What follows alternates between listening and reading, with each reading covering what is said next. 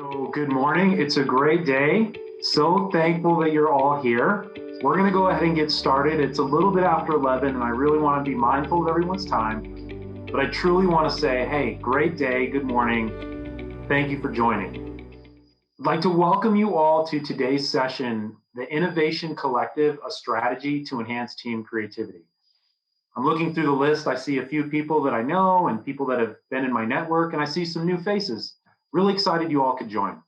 I know there's a lot of priorities in our lives right now, so I appreciate all of you taking some time to spend it with me on this topic. I'm extremely excited to have an opportunity to conduct this workshop, and I want to give a big shout out to Tracy Lee and Sherry Charles from the ASU Orrin Edson Entrepreneurship and Innovation Institute team, because without their support, I wouldn't have this opportunity.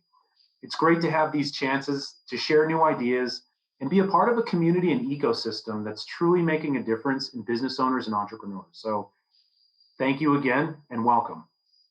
I'm going to start with a little story. I don't know how many of you are into superheroes and comic books, but if you're like me, you might be a fan of Marvel's The Avengers.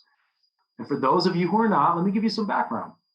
The Avengers are all considered superheroes, and the team features a cast of characters like Iron Man, Captain America, the Hulk, Thor. And this amazing collective of talent is not just inspiring for comic fans like myself. There's a huge lesson for all of us about the power of a collective. And the message isn't just about a collective either. It's bigger than that. The message is about the foundational values that all the members of the Avengers collective share. If you're familiar with the Avengers, then you might also be familiar with the message, one is better than one.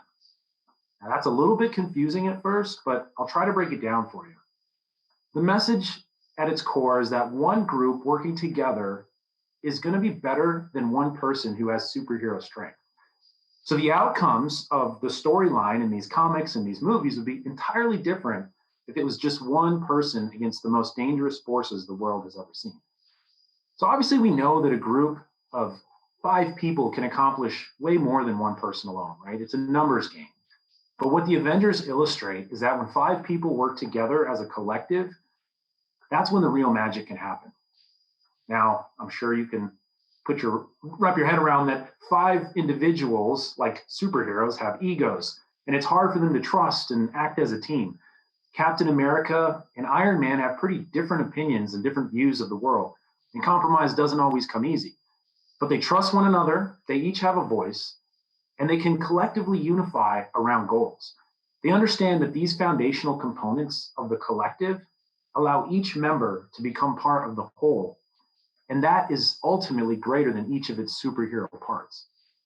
When you're part of a collective, a truly cohesive unit that functions with a single purpose, that's when you can accomplish wonders. I'd also like to share that I feel like we're really in a special place today. We're fortunate that we're all part of a unique and supportive environment that's allowing us to connect. And that ecosystem is part of the E&I program through ASU. If you haven't tapped into it, I highly encourage you to do so. It's been foundational in my personal and professional development, and I can attest that these connections and opportunities are so important, especially during our current challenges. So that said, on each slide, you're going to see the statement, create and connect. I'd ask that you really think about how you can create and connect within your network and the community as we discuss the importance of the Innovation Collective. As founders, entrepreneurs, business owners, we have to ensure that we build to connect. So that said, today should be fun, it'll be educational, and hopefully I'll provide some new and innovative ways to help you during your entrepreneurship journey. So let's begin. Before we get started, just a couple housekeeping items. This will help us keep the presentation moving, and it allows us to engage in a meaningful and purposeful workshop. So please mute your microphones. Also, I'd really like it if I could have you turn on your camera. I'd love to see all your smiling faces. If you have questions, Sarah's our co-host, and she's going to be taking them down in our chat. So feel free to type in thoughts, ideas, things that you'd like to share. And at the end, we'll use it as kind of our parking lot to come back and discuss those ideas. In addition, I'll make sure you have the content at the end. And we'll be sending out a short survey when this is over, because I'd love to hear all the amazing things you have to say about me. And again, let's just have some fun today. So you're probably asking, well, why is Eric presenting today? Well, many of you might be familiar with Jeffrey Moore, the concept of crossing the chasm. It's an idea that there's a bell curve of innovation, and many innovators operate right at the beginning of that curve. And that's usually before the widespread adoption of a new idea. It's called the chasm because making the crossover to widespread adoption is very, very hard. And a lot of ideas never make it to the acceptance part of that bell curve. Well, I personally spent a lot of time in the chasm. It's uncomfortable, it challenges my thinking and the thinking of those around me, but in that discomfort, I find inspiration. You may have heard the story of Sergey Brin and Larry Page when they pitched early funding for Google. They were doing a round robin in the Bay Area to a bunch of venture capital firms. And at one pitch, they did the normal presentation of Google as this online system used to discover companies in a specific area. And one of the VC partners immediately stormed out of the room. He came back in a few minutes later with a huge Yellow Pages phone directory and threw it on the conference table and said, "This? You think you're going to replace this? Get out of here." I use that story to illustrate that many of us here today are operating in the early Google phase of life, of our business, and it's well before the chasm, right? It puts us at odds with the masses. But that's where all the excitement and innovation lives. So that said, I think I've been in your shoes, and in many ways I still am. I'm currently the CEO of the Next Step Agency. We're a consulting company that focuses on offering innovative solutions around people, process, and technology. And we do that by leveraging expert consultants, cloud-first technology, machine learning, and then we have strong relationships with the leading partners in the space like Amazon and Microsoft. But prior to Next Step, I served as a founder or co-founder of several different startups. I've also worked in Fortune 100 companies like Mitsubishi, Wells Fargo, and then GoDaddy. Providing leadership and management for complex technology initiatives is second nature for me. But here's the really cool thing. I started my entrepreneurial journey in the Edson Entrepreneurship Program through ASU. I had a small startup called Coach Connects, and it was a cloud-based platform that was designed to help coaches connect with people that needed instruction. Through my participation in Edson, I developed valuable connections and skills that have led to my ongoing success in my journey as CEO. So having been through the startup journey and still being in the founder seat, I can really relate to where many of you are and where you'd like to be in the future. So enough about me. I want to answer the question that I'm sure is on everyone's mind. Why on earth did I sign up to learn about the Innovation Collective?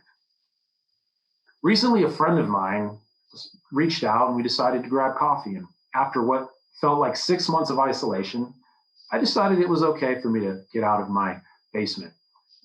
We carefully picked a safe location. We showed up in our hazmat suits. We had our masks firmly planted on our faces. I'm pretty sure he might have been wearing a gas mask. I'm not really sure. But the point is, we had our hand sanitizer. We sat outside. We distanced from each other and everyone else. But it was still really strange. But then through his gas mask, his hazmat suit, and after spraying enough hand sanitizer to clean the entire place, he asked me, "So what's the big deal? Why is everyone so anxious and nervous about the future?" I love his enthusiasm, but if you're like me, this has taken a lot of getting used to. To be honest, I'm still working on the discipline to just sit at home and work from my stay-at-home office and not eat everything that I see. So I wanted to address his question, and I gave him examples of what I truly felt were the causes, and I'll share those with you. All of us are facing challenges: home life, work life, relationships, business, and personal. And we're operating in this, quote, new normal. It's a term that's being thrown around a lot lately, and we don't really know what it means, except that things are different today than yesterday. We're seeing the impact of interactions between people who have much different opinions. And there's a fight and an energy for diversity, which hasn't occurred in many years. We're trying new things, like using remote collaboration tools to create new opportunities and ways to meet. Harvard Business Review really gets it. They've been doing a lot of research into this term and this idea of the new normal, and they're adamant that we need innovation and that business models from 5 to 10 years ago simply won't work anymore. To that point, they stress the importance of a concept called open innovation, which basically means we need to break down barriers because if we're going to be successful, innovation is mandatory and not optional.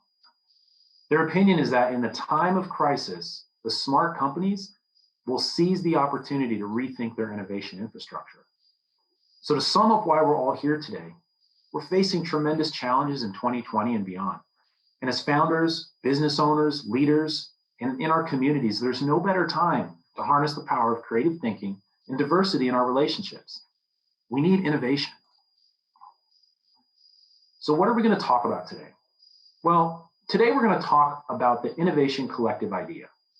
And this is an idea that I founded in my own personal research, but then also it's founded in the research of others. It also incorporates practical knowledge. In 20 years of working in organizations, there's been a common thread which has separated successful groups from those that struggle. And I think that this thread is the innovation collective idea. I want to share this concept and framework with you today. And I want you to come away with a clear understanding of why an innovation collective is different than a team. I want to give you a better understanding of what we call cohesion and its importance in the role that it plays in an innovation collective. I want you to understand the reasons and the benefits of us all promoting diversity and how it can help your company's future success and growth.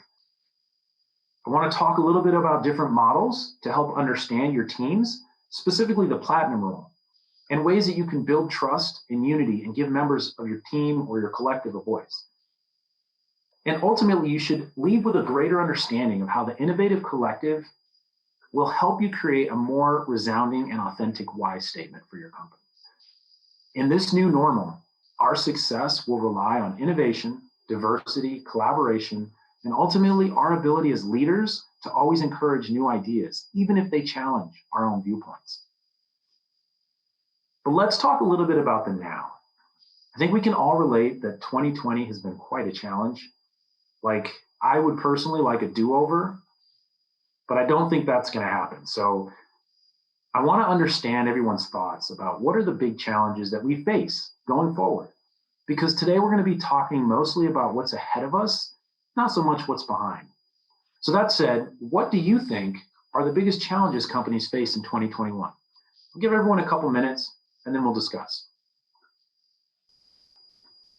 So I think everybody can see there's no clear answer. Every answer is accurate.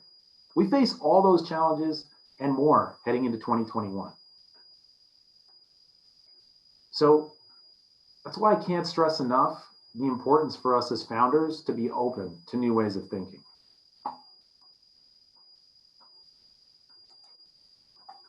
And I'll say it again, Harvard Business Review has been doing a really good job of documenting what we call the big challenge for about 8 months.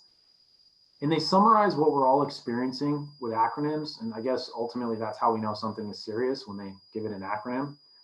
But before you laugh at the ones that are up there, VUCA and TUNA, let me provide some context, because I think these points are important for us to discuss, because this is the experience that we're having and it's truly unprecedented. So they summarize the purpose for creating these terms as follows.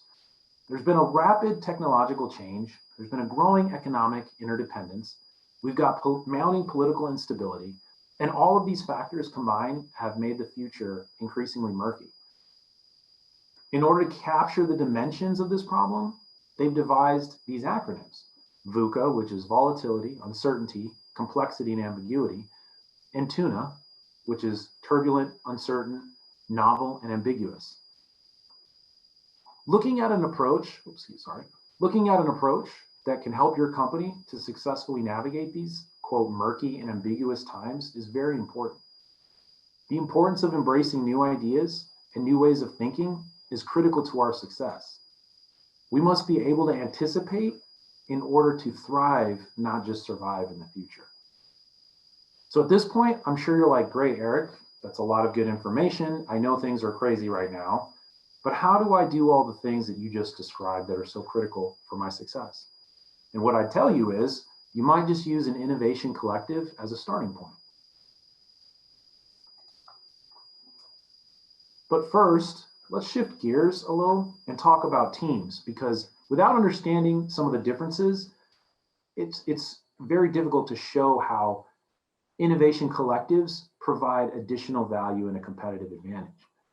So we all know the saying, teamwork makes the dream work. And I don't know if it's okay to share with you, but that saying kind of makes me sick. So I won't use that. But what I'll say is I'm curious what everyone prefers. There's really no right or wrong.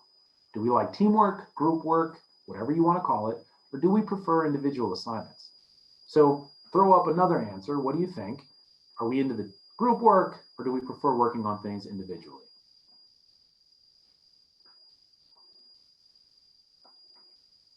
And this poll is, there we go, that's the one I want.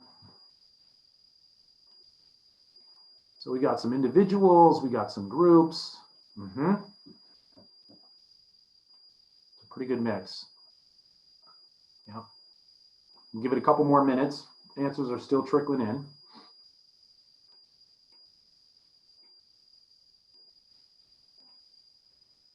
It's neck and neck. Okay. So as you can see on the screen, it's pretty, I mean, it's 60-40. I mean, we could say it's even 50-50, but we do see a slight edge to individual projects. So what's interesting about that is it looks like we have a strong group of leaders, which is why many of you might be founders. So a while back, Google ran a project called Aristotle. And this project took many, many years, included interviews with hundreds of employees. And we know Google's all about data, right? So they did it the right way. But what they found in this study or this project was that the who on a team really didn't seem to matter.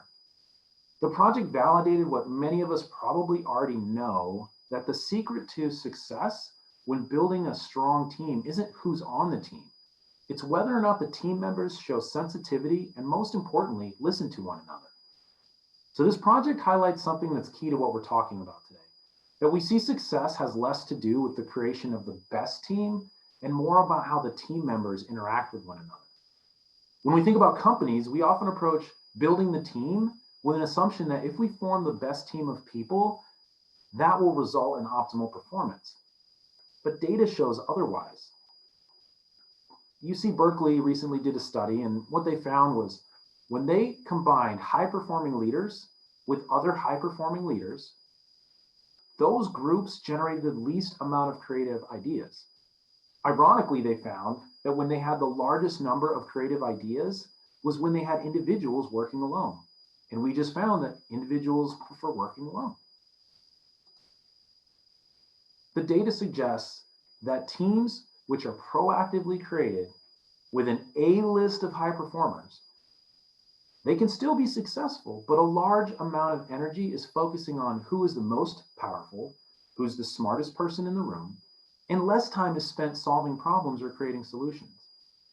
So what does that mean for us today? Well, it means that if you spend a lot of time recruiting people you think are the best, the brightest, and the most talented for your team, you might be missing out on some creative solutions for your company. So enter the Innovation Collective.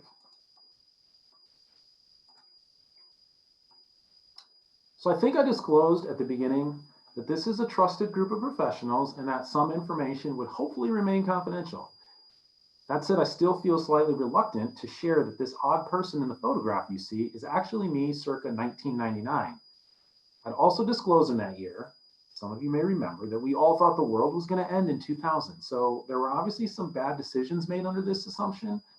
And many of us, myself included, were not thinking that this photo would ever resurface and be used during an innovation workshop 20 years later. So yes, that is me.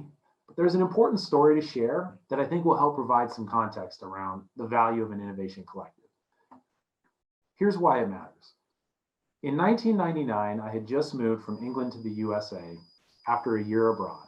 And I had been fortunate, my dad was in the military, my family had an opportunity for a duty station in England. So I was able to travel, I had to get a job, but I was able to travel across Europe and I was immersed in the culture, the food, the art, the history. But most of all for me at that time was the music. It was new, it was different. I felt that this could be a great business opportunity, right? I'm an ongoing entrepreneur. So I bought all the records that I could. And when I moved back to the US, I started looking for DJ gigs where I could share the different sound. Well, I quickly found that the upbeat and fast-paced music of Europe was not really a hit in the US at the time. So I wasn't getting booked to play anywhere. And I had unfortunately already invested all of my savings in the music. So I decided to connect with some guys who were playing a different style of music that was more popular. And collectively, this created a unique sound, a unique blend of the US and the European style. We instantly doubled all of our bookings.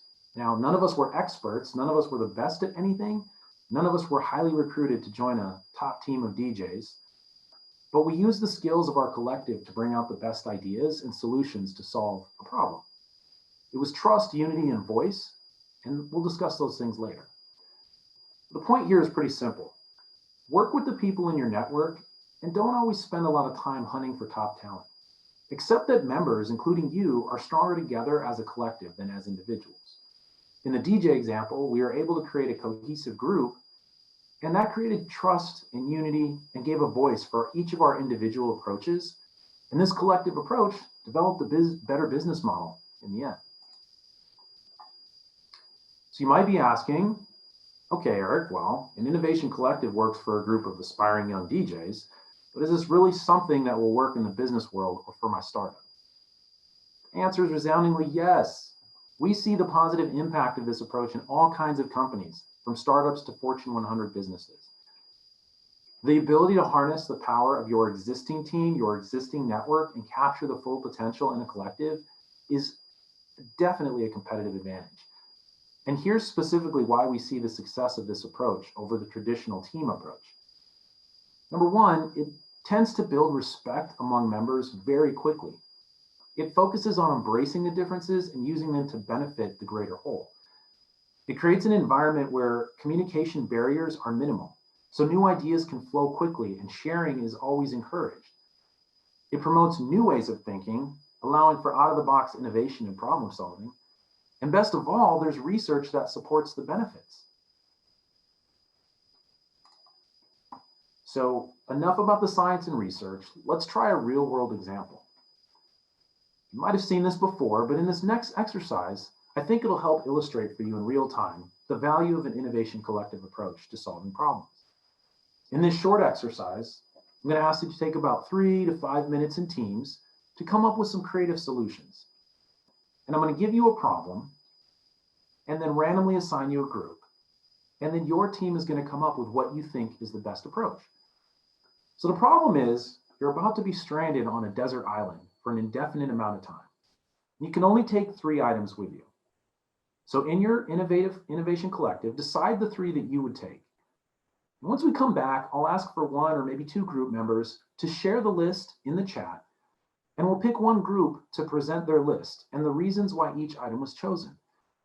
In the answers, you'll hear the creative justification behind each item, as there is no right or wrong answer.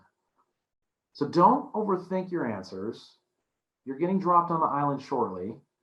Keep in mind, you're all strangers assigned to random teams, and you've got a random problem. So I think Sarah's going to put us into groups here, and we'll give it about 5 minutes. Innovation collective, let the ideas flow, and come up with the top 3 things you would want on your desert island. So overall, I think you can see that the different ideas about different things and different teams, collectively, everybody had an input. It happened very quickly. Everybody was able to equally weigh in. There were no experts in the room. So, I'm sure many ideas that were presented, maybe on your own, you wouldn't have considered. And if we think about, if I had emailed you this list prior to the workshop and given you a chance to select your team, would your list have actually been any different? Would it have been better?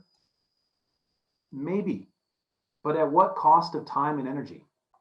So I can't really stress enough the importance of building with the team that you have around you. So you're probably wondering, is there a secret to creating an innovation collective? And hopefully the exercise we just did shows that there's not really a secret. And often we get immersed into these type of collectives more than we realize in our daily lives. An example of an innovation collective that resonates for me when I used to do a lot of traveling was when you board a flight, and if you've ever been in the situation where all the overhead storage bins are full, you form an innovation collective on the spot, right? You have a diverse group of people who might chime in on suggestions on where you can put your bag, and you heard all the different suggestions, and then you picked the best option, and you weighed them out equally. It was highly effective, and so it shows how this process can be very natural. Now imagine if during the process, I had asked you to form a team to solve the overhead storage problem. right? You might need to find people who travel more and have more experience with flying. You might include a flight attendant or maybe the pilot. Then if you go get the pilot, that would slow the flight down. And if you get the flight attendant, she can't make sure everybody's in their seats, and it slows everything down and it gets bogged down. And so you get the point. So with that in mind, there's a couple foundational rules that you should think about when you want to form an innovation collective approach. So the first rule is always accept new ideas, right? Keep open lines of communication with the members in your collective, and you want to ensure that all the voices are heard. You want to make the decisions that benefit the collective and push forward innovation and new ways of solving problems. Encourage the members to constructively provide feedback and different solutions, right? You want to be open to creative abrasion. It's not always easy, but you want to be always willing to discuss alternatives, right, through a calibrated debate. So you can be supportive, you can be understanding, you'll be empathetic to a common language, but you have to accept that diversity and conflict can happen, but they can generate innovation. So remember that conflict isn't bad, it's how you manage the conflict that matters. You want to endeavor for creative agility. So the last point is that when members feel inspired to contribute and they feel that they're being given a platform to share, that will allow you to refine your process, test ideas, fail fast, right? You'll be able to move ideas to production quickly. And you want to be flexible and open to the results. You want to continue to iterate and understand that the results can be interpreted differently by each team member. So be willing to try these ideas in real life. When we think about the airline example, many of us will find that these rules actually come very natural. It's, when we start to try and, force a process or focus solely on the outcomes, that we see a decline in creativity and innovation. And we're going to talk a little bit about that later. But before we talk about where things don't work, let's talk about where they do work. Cohesion is always a key component to teams or an innovation collective. And simply put, cohesion means connectedness. When we talk about cohesion and building cohesion, it's important to note that connectedness requires a shared sense of values, a sense of worth, a sense of importance. If we think about a large scale example, the United States is a perfect one, right? We see that in a big scale, it's very hard to have cohesion because there are so many conflicting belief systems, and that really impacts our ability to connect and furthermore empathize with others. But for us in this workshop today, we can benefit from cohesion because we already are here building on a shared sense of values. I can assume that many of us are here because we have a shared goal of learning something new, maybe improving a product or service, or starting a company, maybe building a better team. So that said, there's a lot of benefits of cohesion. It creates a sense of belonging where people can feel that these safe spaces enable them to share ideas. In business, we often say people do business with people they like. And cohesion provides that sense of I belong when interacting with others. It's really based in an attitude of we and not me. And in addition, research supports that groups that have strong cohesion typically see higher performance over time. So my guess is that we all have a pretty good understanding of connectedness and cohesion in our daily lives or in the workplace. But what are some ways that you think you can improve or enhance cohesion within the innovation collective framework? So there's a couple, things that we have here. I'm curious what the group thinks. Give you a couple minutes to respond.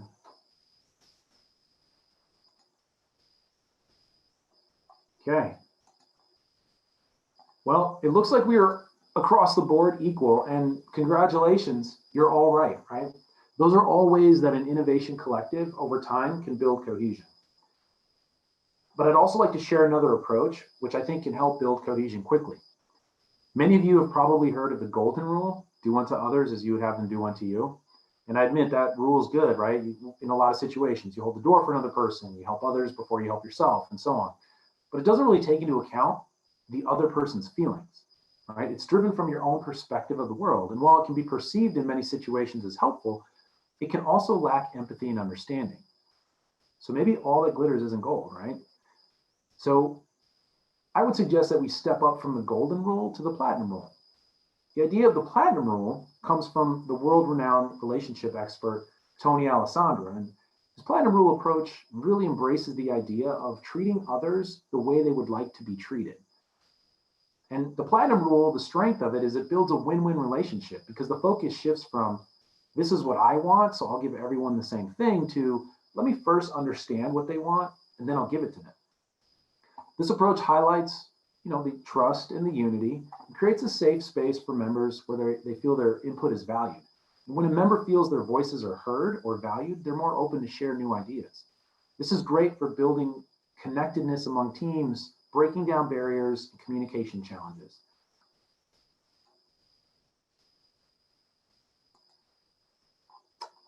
So we talked a little bit about how using the platinum rule can help you build cohesion in your collective. And when you have cohesion, obviously you have more creative ideas. But what's the plug for diversity, right? What is the big incentive? Can having different viewpoints, all these different ideas and backgrounds really help your innovation collective or your company? Again, the answer is resoundingly yes. To talk about the positive impact that diversity can have, I'd like to share a model commonly referred to as the two-dimensional diversity model or the 2D model. The 2D model defines diversity with these categories. First, inherent diversity, the traits or characteristics that we're born with. And second, acquired diversity. And these are the traits that are gained from our personal and professional experiences. But here's where it gets really cool. A random survey conducted of organizations that had 2D diversity and those that did not, the results were heavily in favor of companies that had diversity. When comparing the leadership in diversity and the outcomes reported by the respondents, companies that had 2D diversity out-innovate and outperform all others. In addition, employees at these companies are 45% likelier to report that their firm's market share grew and 70% likelier to report that the company captured a new market. So it's a very strong case for leveraging diversity in your organization. So now that we see the benefit of diversity, let's examine the complexity of building diversity in our innovation collective a bit more, because as we discussed earlier, it's important that we build with those already around us, but this can present challenges because of the circle of trust theory. So in this next exercise, we're going to go through it pretty quickly, but I'd like you to place a name next to each number on a sheet of paper. Don't think too hard, right? Just place a few names, 1 through 5, of the people you feel comfortable and trust. And while you do that, I'm going to explain the circle of trust theory. Circle of trust theory basically states that we all have a circle of trust in our personal lives and our work lives. Most of us have multiple levels, but in most cases, there's 3 layers. The first layer is what we call a passerby ring. This is a ring on the edge of the circle. This is people that we associate but rarely bring in very close. They're simply passing by, and this is usually the most diverse group of people, but they have the least of our trust. The next layer is the hello neighbor. This is the group that's a little bit less diverse, but we empower them with more trust. They can grab a tool from our garage. They could come in for a glass of water. We trust them, but not too much. The next layer in the center is the trusted network ring. This is where we really trust people. And this is where they work on critical projects with us. We lend them money. They might come over for dinner. They know our deepest secrets. The irony is this group probably looks and thinks a lot like us. This is probably the least diverse of all the rings. So I know you're writing your 5 names. Hopefully you've got them. I'm going to go to the next slide because if you're comfortable, I'd like you to go through the rest of it and see what happens. I want to see if this circle of trust theory is true for you in any way. Now, obviously, I can't see your list, right? This is truly a personal reflection exercise. But that said, as you're filling in each of the categories, be mindful of where there are opportunities. Are we able to find ways to expand our trust circles to incorporate 2D diversity? There could be some quick wins based on the data and statistics that we're missing. Again, the more we incorporate diversity into our trust circle, the more innovative and creative our collectives will be. So again, hopefully you got to see the power of this worksheet and the exercise. This will be sent out and you can go back over it later. But again, The more we incorporate diversity, the more innovative and creative we can be. So far, we've talked a lot about the collective through the eyes of members, but what about from the lens of a leader? Every group has to have a leader, right? So ensuring the success of our groups requires thoughtful leadership, whether you're building a collective or a team. Good leadership can make all the difference. But leadership in an innovation collective is different, it has unique challenges. This book, it's called Creativity, Inc., another great read. And in this book, Ed Catmull talks a lot about leading a group whose success is based on the innovation and ideas of the collective. And he describes some of the ups and downs that Pixar experienced when they were creating Toy Story and Finding Nemo. A couple points that he has that I think are important for us to think about when talking about culture and innovation. He says, first, that we've got to remember our job as leaders is not to prevent mistakes from happening. It's to make the environment safe for our members to make mistakes. He says, second, we spend a lot of time and energy working with a prevention mentality. We focus time and energy on creating solutions for things that will never happen. Oftentimes, the cost of preventing errors is far greater than the cost of fixing them. And then last, he has a really good story that I refer to often called The Story of the Hungry Baby. And it basically describes that when they first pitched the idea of Toy Story, they were met with a lot of resistance, maybe crossing the chasm, right? The initial storyboards were messy and unprofessional, and no one was really excited about this new innovative idea to do cartoons and animation. But they continued developing and creating better and better screenshots until they were finally offered a deal, and that eventually turned into Toy Story. So he admits it wasn't a pleasant journey, and it took a lot of hard work, but Toy Story, as I'm sure you know, was a stellar success. The next opportunity presented to create a film was quickly offered by Disney, and so Ed and the team set off to create a story about a fish looking for his father. But the idea was that they could streamline the process. They would save time, they'd get to market faster.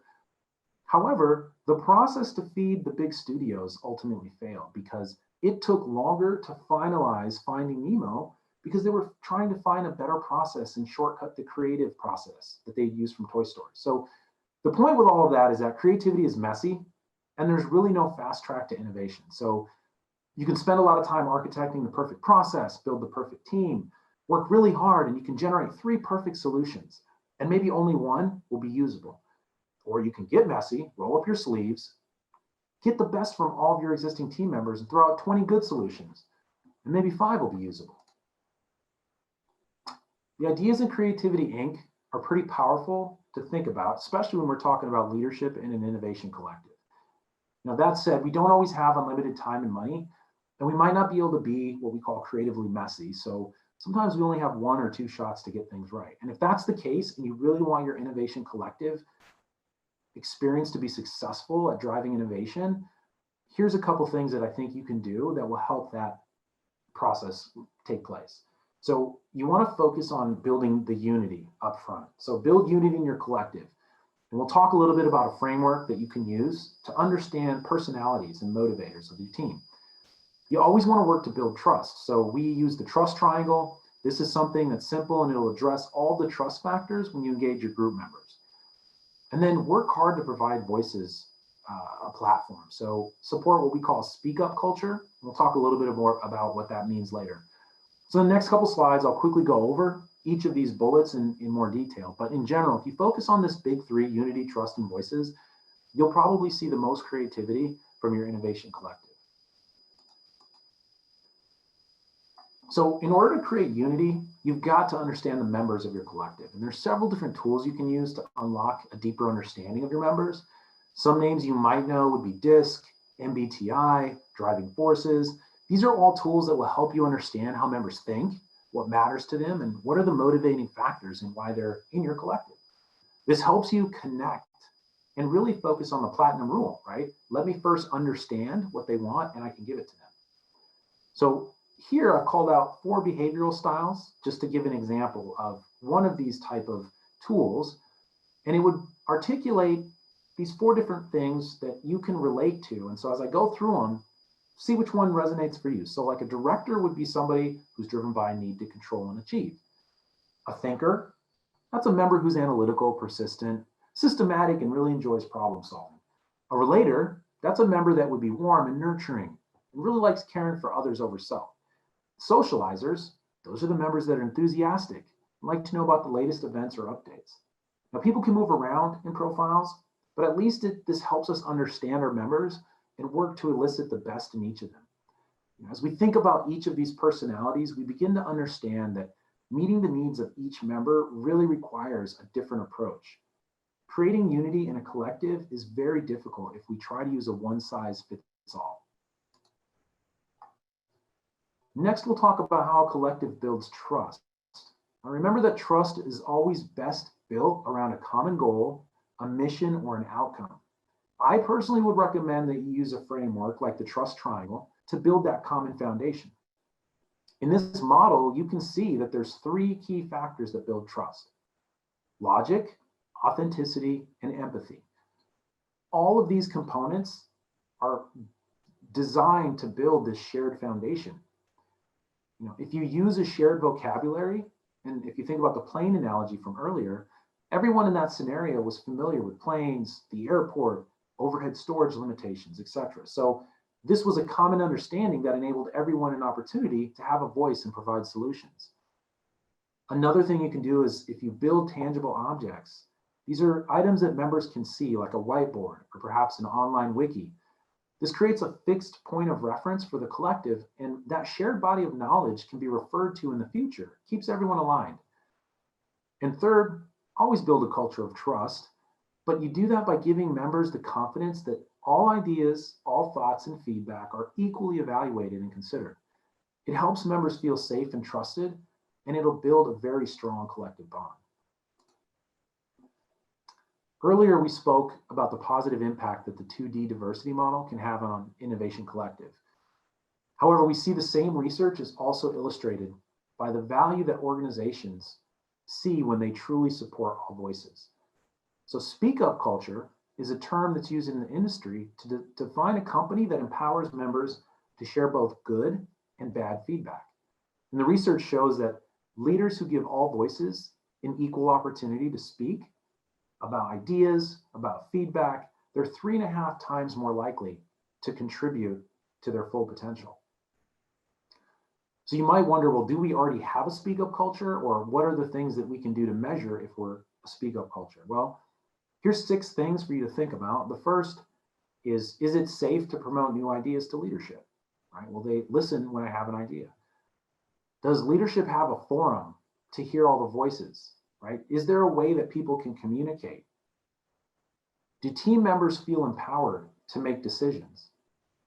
And is there an outward showing of credit across the org chart, not just at the highest or the lowest levels, but across the entire organization? And do you focus on continual delivery of actionable feedback, not just feedback, but feedback that people can use and implement? And the last one ties it all together, because is that implementation of feedback measurable? Can we see achievements? If you enable speak up culture, there's a lot of different ways to do it, but if you enable speak up culture and you build trust and you build unity, these are the ways that your innovation collective can thrive. Last but not least, it's really important to talk about value propositions, right? And so what is the value in using an innovation collective approach? I think we've talked about a lot of different points of data, points of reference that support it. But if I haven't sold you just yet, here's one last plot. Some of you may recognize this chart, and it's courtesy of one of my favorite thought leaders, Simon Sinek. If you haven't read any of his work, I'd encourage you to pick up any one of his titles. But what this chart shows is his unparalleled understanding of business and marketing. In this chart, we see that each circle contains a level of connection with our customers, and contained in the center is the most important part. It's not the what, it's the why. So the key point here is that many of us are building products, companies, collectives, and it's mission critical. I can't stress this enough. It is mission critical that we understand our why. Since we're all working within constraints, resources are always going to be a challenge. You add to that, we're now in the quote, big challenge or the new normal, and all of this presents additional risks to our success. But the stronger we can build our why, the higher likelihood of success. We all know customers, they feed on authenticity. And so our ability to clearly state the value prop we bring, that can win in a tough market. So an innovation collective, by its nature, will help you build a stronger why. You can quickly move past the what and the how and spend more time on the why.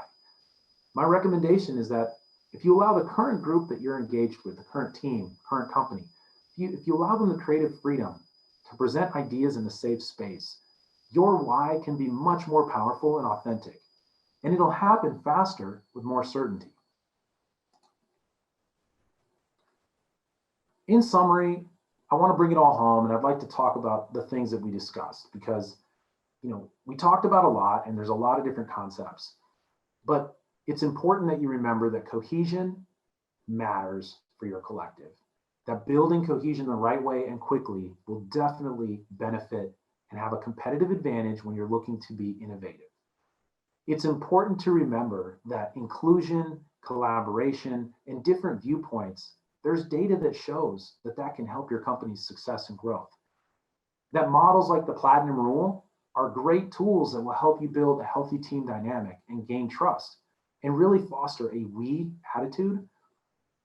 And then the idea that in general, this collective, this innovation collective could be the power that you need as you work on your projects to come up with new creative ideas.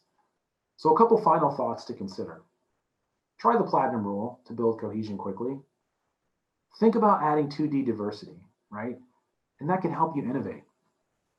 Build a solid foundation around creative resolution, creative abrasion, and creative agility. Always, always, always focus on trust, unity, and voices with the people that you've got around you. And really think about how an innovation collective approach can help you build that stronger why.